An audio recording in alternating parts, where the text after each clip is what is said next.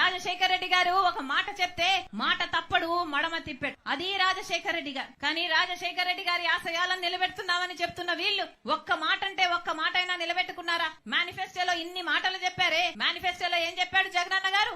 పూర్తి మద్యపాన నిషేధం చేస్తానన్నాడు. మద్యం అనేది లేకుండా చేసినాక తర్వాతనే నేను వచ్చి ఓట్లు అడుగుతాను అన్నాడు. ఉందా ఇప్పుడు మద్యం ఉందా? మద్యపాన నిషేధం అయిపోయిందా?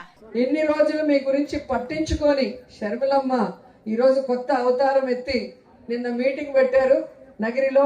నేను వైఎస్ఆర్ బిడ్డ అని చెప్పుకోవడం తప్ప వైఎస్ఆర్ గారిని అభిమానించే మీకోసమైనా వైఎస్ఆర్ గారికి పేరు తెచ్చే విధంగా ఏమైనా ఒక మంచి పని చేసిందా అంటే ఏమీ చేసింది లేదు.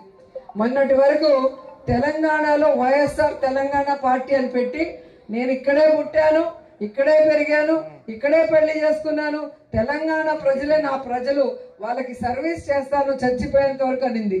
ఇప్పుడు ఆ పార్టీని గాలికి వదిలేసి ఏ రాజశేఖర రెడ్డి గారిని కుటుంబాన్ని విచ్ఛిన్నం చేసిందో కాంగ్రెస్, ఏ రాష్ట్రాన్ని కాంగ్రెస్ విచ్ఛిన్నం చేసిందో, ఏ కాంగ్రెస్ అయితే రాజశేఖర రెడ్డి గారు చనిపోయాక ఆయన పేరుని ఎఫ్ఐఆర్ లో పెట్టిందో, ఏ కాంగ్రెస్ అయితే ప్రత్యేక హోదా లేకుండా ఈరోజు ఆంధ్రప్రదేశ్ ని సర్వనాశనం చేసే విధంగా విభజన చేసిందో అలాంటి కాంగ్రెస్ లోకి జాయిన్ అయ్యి ఈరోజు జగనన్న మీద మన మీద విషం చెమ్మటం మీ అందరూ కూడా గమనించాలి.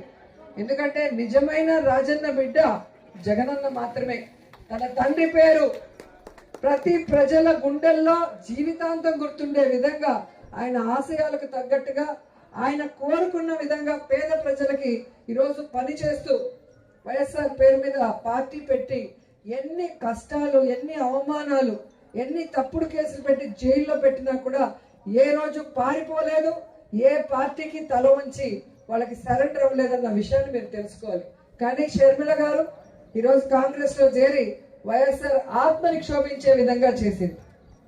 ఈరోజు జగనన్నని ఓడించడానికి చంద్రబాబు నాయుడు వదిలిన బాణం లాగా చంద్రబాబు నాయుడికి మంచి చేకూరే విధంగా వైఎస్ఆర్ కాంగ్రెస్ పార్టీ ఓట్లు చీల్చడానికి మా నాన్న వైఎస్ఆర్ అని చెప్పుకుంటుందే తప్ప నాన్న పేరు నిలబెట్టే విధంగా ఏమీ చేయలేదనేది మరొకసారి గుర్తు చేసుకోవాలి. ఈరోజు వైఎస్ఆర్ ఆశయాల కోసం పనిచేసేది జగనన్న అయితే వైఎస్ఆర్ ఆస్తుల కోసం ఈరోజు రోడ్డెక్కి పోరాటం చేస్తుంది షర్మిల.